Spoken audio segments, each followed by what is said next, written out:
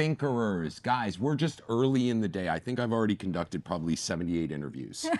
And guys, I've still got energy. I've still got the Ghost energy drink in my system, pumping like crystal meth, like Sure. legal crystal meth. But anyway, we are here at Ulster BOCES headquarters for the Deeper Learning Conference 2026, and I've got another amazing guest here. We've got Rachel Arbour. She's the CEO of Gaia Scholastic and the New York State lead for Subject to Climate. Rachel, thank you so much for joining us today. Yeah, thank you for having me. Yeah, no, I'm super excited to talk a little bit about your work and what brings you to Kingston, New York. Yeah, well, we're in a really exciting time in New York State right now because we just passed the New York Inspires climate education mandate, Awesome. which requires all K through 12 students in the coming a year and a half from now to learn about climate. And my role really with both of these organizations is to help students, teachers, and districts figure out how to infuse climate into their culture, into their classrooms, so it's not just a science, so that we understand it through a historical lens, a governmental lens, through self-expression in ELA and art, through collecting data in math and quantifying our natural world, and really making sure that this connection to nature is interdisciplinary. Yes. And leads to solutions. Yeah, no, I think, yeah, exactly, because everyone's stating the problem. Right. And I was going to make the joke, like, climate change is real? Oh my gosh. But I think it's, it's coming around. There was, especially during COVID, you had a lot of questioning of facts. Yeah. And you invented new terms and all of, the fake news and all of that jazz. Ridiculous. Regardless, I think the work that you're doing is so, so important, and you talked about kind of weaving contextually the understanding of our climate and climate change into school experiences. How early does that start? Oh, pre-K even. Yeah. It looks different in different grade bands, but I think nature connection is the root of, pun intended, of all of this work. And with pre-K, there's so much to do around nature play, understanding our world with magnifying lenses and field guides and really place-based learning, so that when we start to talk about heavier concepts like climate change around 4th or 5th grade, students already feel really like they want to be environmental stewards, like they understand their role in the world and they want to do something about it. I was just talking with Jamie Cloud. I don't know if she does Love great Jamie work. Cloud. Yep. Awesome stuff. But she, we'd kind of gone back and forth around this like doom and gloom around climate change. And it is very serious. Yes. We are not heading in the right direction. But that, children at a young age should be more so, like you said, exposed to just an understanding, a grounding Yes. around where we are. Grounding, that's a great word for it. And getting just outside in general, so that there's a basic knowledge of their experience outdoors. And unfortunately, it's great that New York State is taking initiative here. Unfortunately, that doesn't bode for every single state across the country. We talked a little bit, and I'm interested in your thoughts around this, is, there is the manufacturing industry and how important it is for them to change their practices and things, but do you feel that small efforts by the community will be equally as impactful? Absolutely. I mean, we're all familiar with the concept called a carbon footprint. Yeah. But I recently learned about a concept called the carbon shadow, which is that your Doesn't leave. Yeah, and your impact, you have a web of people that you're influencing, and they each have a web of people that they're influencing. So all of those small actions, our work with Gaia especially is really community oriented. So we lead teacher professional development, and we also rewrite curriculum. Also, okay, this is a long backstory, but all of it is with the intention of not adding an additional thing, but infusing it into what's already happening. Yes, and it always, a shared language. Yes, exactly. Yeah. It always ends with students taking some kind of civic action for their community. So they're sharing their learning with the public. Climate, the field of climate can feel really isolating. And part of that community effort is both for the climate shadow, but also because then you don't feel so alone in this. Then you understand what you can do about it. And one example is I worked with a student in a school district here in New York where we were part of this competition called the Nextrex competition. They build decks out of like vinyl, and they Oh build yeah, benches like too. Trex. Yes, Yeah. Trex decking. Yeah. Got it. But they have a competition where they collect soft plastic, which is like a bread bag, anything you could stretch with your finger. And we collected 1,000 pounds of soft plastic from our whole school community. Everybody saved their soft plastic because it can actually be recycled. And then we sent it off, and Trex built us a bench out of that soft plastic that they then compressed and turned into vinyl. And now that bench is filling a need in that school. Where, That's the story we need. Yeah, You know, and yeah. talking, and great segue of like, we believe that part of the future of not only just education, but quantifying learning is through the power of storytelling. Yes. And so I think it's just so important that, and I look at that as like a journey that you can look at through one bench, right? And that's a story that Minnie will tell. Oh, that's not just a bench. Right. You know what I mean? It's a community effort, and it's us learning a new way to be environmental stewards. We didn't know that we could recycle soft plastic, and now we do.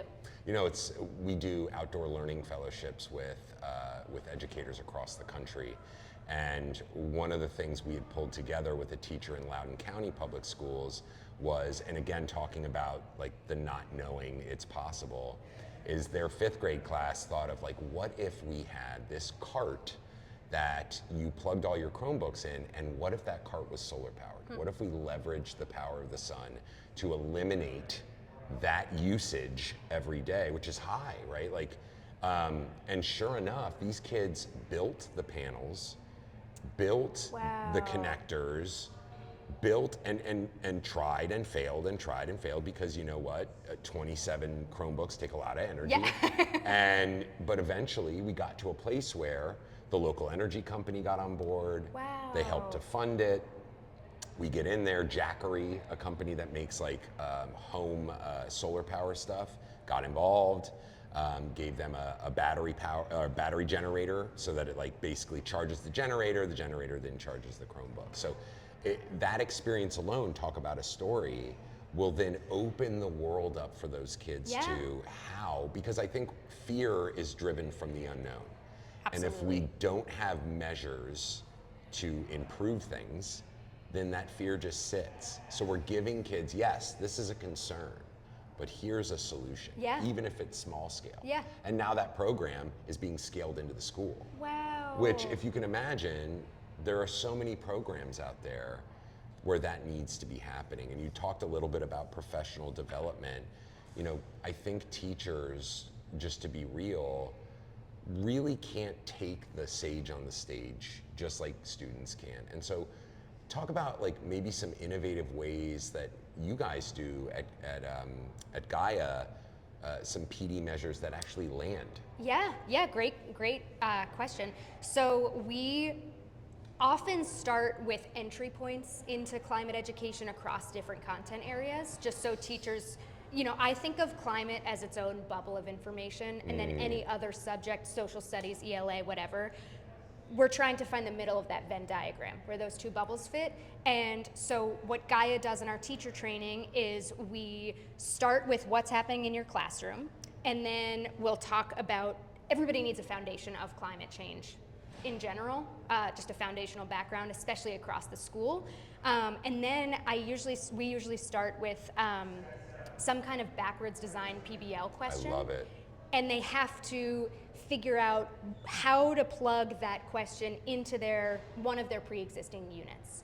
And then they work with their departments and then share it out with the rest of the school, so then they can see where there's connective tissue and start to build interdisciplinary units. It's the, you know, it's kind of my thesis in education of you know, constructivist theory of like, teachers don't know necessarily what you're talking about when reshaping a mindset unless they feel it. Yes. And so mimicking exactly what you expect from them in their classroom with learners in the experience. Yeah, where they're failing, exactly what you were saying. Yeah. That's my favorite part of the engineering design process, is that love there's it. that optimized section where it implies that you're not going to get it right the first time, and this is an experiment that we can learn from.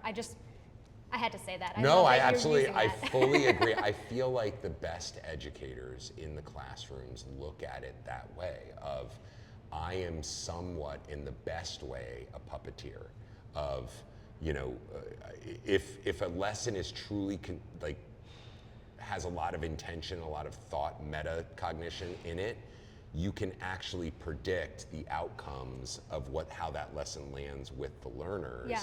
simply by, you know, a lot of those untangible things that we don't quantify in Yeah. schools, of like, I can watch educators get a revitalization of that, like, this is actually a creative industry, and I think we forget that. Yes, and a collaborative industry. We don't need to compartmentalize what we learn in bio from what we learn in art.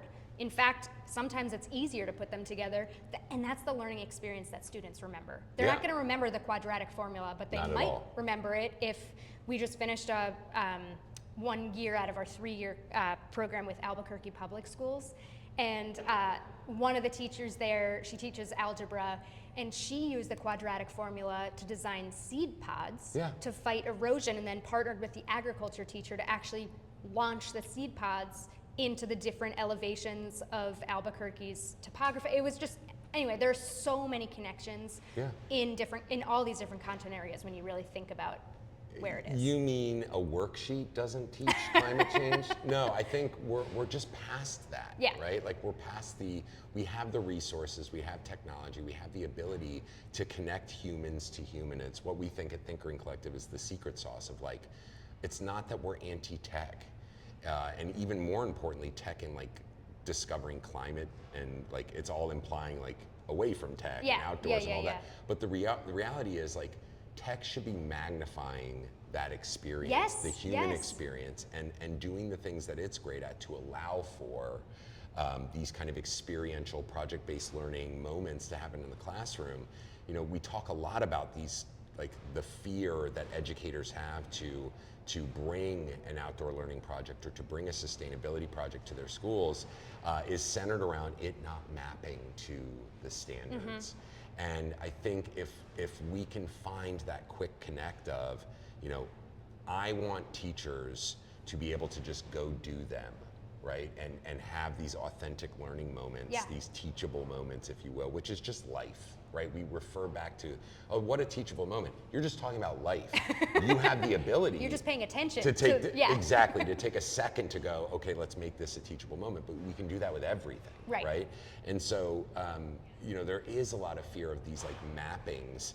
How do you see a way around that? Like, how do you see, I know you guys we had talked earlier about a shared language, but beyond that, you know? Yeah, well, I think the first most important thing is to figure out what standards we want to be focusing on. Right. Because any standard you can find a connection. Like I worked with a social studies teacher in Pennsylvania on World War II, and they didn't know where climate might fit. But okay, let's think about how climate was affected by World War II. And in fact, our geological Industry, record, yeah. industry, absolutely. Yeah. We went in a totally different, Manufacturing, war manufacturing, all of it. and the atomic bomb left Yes. a permanent mark on our geologic timeline, which is pretty remarkable that humans have existed for like 1 second out of a 24-hour day in our world's history, and we've made a permanent, unalterable mark on our geologic globe. Anyway, but yeah, absolutely thinking about industry. Such an interesting, sorry, I'm like processing what you just said. I know they're with just, my own.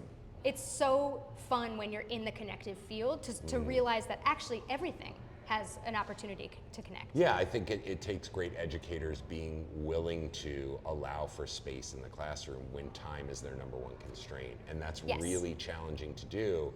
But what we find is, you know, our math right now in working with fellows across the country and really now world is there's about 1 game changer per school. And we want to, and what we've seen is if that game changer is enabled in the best ways to say yes and yes and Yep. yes and, that becomes addicting, and we can spread that innovative mindset throughout a school system. It's part of the work we do with Love that. Thinkering Collective. So I'm really interested in looking forward to, you know, your guys' work and partnering. Evan was like, you know, pulled me aside and was like, we're going to partner. I was like, great, because we're doing a climate-based and Yeah, I love that. That's incredible. And sustainability-based fellowship out of need. Yeah. We see educators across the country, just wanting to do these amazing things that for us, because we've now done them at scale, like we're like, no problem. Whereas for them, it's the biggest problem they've ever faced. Yeah. And think about that.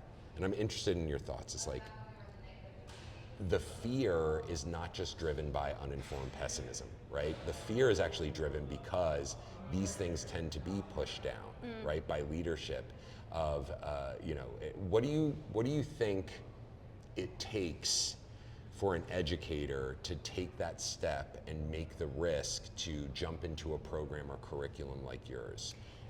Yeah, that's a great question.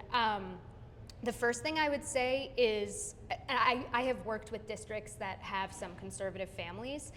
No one is going to argue, why are you having my kids sit under that tree? Not at all. No, we love nature connection. Yes. That's our common language, Yep. speaking of common languages. Yeah. I would also say, if you're looking for where to start, Subject to Climate is a warehouse of free, climate scientist vetted, teacher made lesson plans, projects, resources that fit across all content areas. They have multiple languages. They have so many resources that can help you figure out what this might look like in your classroom if you don't have access to a full PD curriculum. But the bottom line I want to show teachers is time is always a constraint. This is not adding something extra. This is just tweaking the way you're already doing what you're doing. And I also would also like to say that there's no wrong answer. Like, just starting to do it in your classroom gets over that immediate hurdle. And Subject to Climate's resources are a really great way to do that because they're all free and they're all made for K through 12 classrooms. They come with slideshows, they come with student documents and answer keys and teacher notes, and they're all standards driven. So I think doing a lot of that work for them of like, you don't need to wonder where it fits. You can explore exactly what standard you want to address or exactly what keyword you want to meet, and then it'll show you this portfolio of options. And I think once the ball starts rolling on something like this, it snowballs. And Yeah. we now have these stories that we document of all of our fellows, and this whole thing really reminds me of one of our fellows, and we'll roll the video in this, is Ashley Barkley, principal, right? First principal fellow that we've had. Wow. And she has a relatively small public school. She has one classroom for every grade. It's beautiful. It's amazing. She's on land. It's historic land in right outside DC in Virginia. Wow. And she wanted to build an outdoor learning lab. And every Yes. person she went to in the county said no, right? Parks and property and everyone basically said no that she went to. So we found the largest landscaper in the area, Luckstone, to purchase the entire project. And this was a multi-$1,000 project of picnic tables and garden beds and paths made out of gravel. And this principal knew that the only way that she was going to get the buy-in from the school district was to get the entire community involved. And so there's this beautiful video of, roughly 50 kids just saying, I want this for my outdoor learning lab. I want this. And yeah, I mean, I'm like, I get super, and I was It's crying the first time I working, yeah. saw it, right? But that extra effort, and if you talk to Ashley, she's like, no, it's not that big of a deal, right? Yeah. It's connecting, it's communication, it's community, because she gets it. She gets how powerful that is for the school. But if you're one educator out there, you can change the landscape of your school, both physically and culturally. I think that's the way it really starts, and it's folks like you, Rachel, that are doing the great work to really figure out what that actually looks like in schools and get over those hurdles that educators experience all the time. So I thank you so much for joining thank us you. today, and if they want to find your work online, where can they find you? Yes, go to GaiaScholastic.com or Google Subject to Climate. We have not only a core site that has thousands of resources that are used globally, but we also have different state hubs across the country that have resources specific to different state standards and ecosystems. So definitely check that out, all free, all incredible. I love it, Rachel. Thank you so much for joining us. And from Deeper Learning Conference in Kingston, New York, 2026, Thinkering Voices, we will see you on the next one. Have a good one.